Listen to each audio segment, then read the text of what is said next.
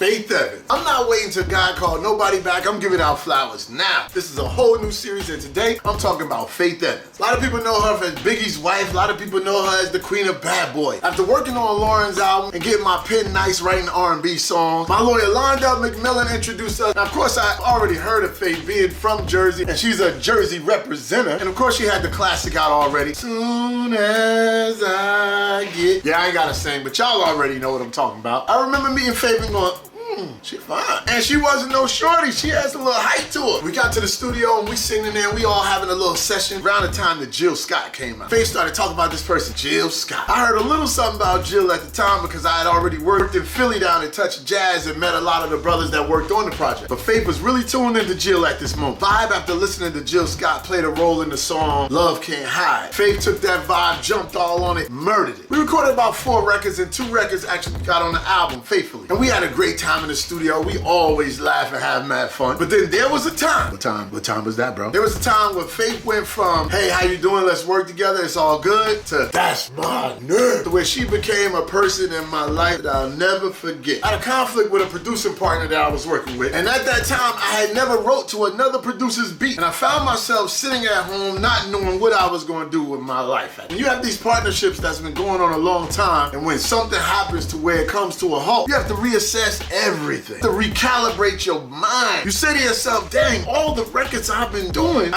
with this person. Now we're not recording together. What I'm gonna do? Out of nowhere, my phone rang. It's Faith Evans. Say, Kilo, come to New York. I wanna work with you on some stuff. And I'm like, wow. During a time where I really ain't know what I was gonna do next, what project I was gonna get on, if I was even gonna continue to do that. Called me New York and she's like, Kilo. And she tells me, you're one of the dopest writers I know. And she give me this accolades that made me be like, what? I'm feeling like, what'd you say? And she plays this beat for me and she's like, yo, let's do this. And the beat came from the legendary KG of Naughty by Nature. And I'm like, wow. We already knew about Naughty. We done went to parties with Naughty. We done went to the Apollo with Naughty as the entourage. So here's a beat from KG, and KG don't even know I'm writing songs. So I get to write The Good Life, good friends, no stresses. So me and Faith do the song The Good Life on Funkmaster Flex Volume 4. And I'm feeling good, like, wow, that sucks. So Faith says again, yo, Kilo, I got another joint. You to write on this joint right here. And y'all know this one. Burning up, my heart is like burning up. Things you do got my heart starting to fire. Hey, feels like forever when we're together. You brought my destiny. Ha! Yes, you got it. The Burning Up remix. Yo, boy was on that piece like.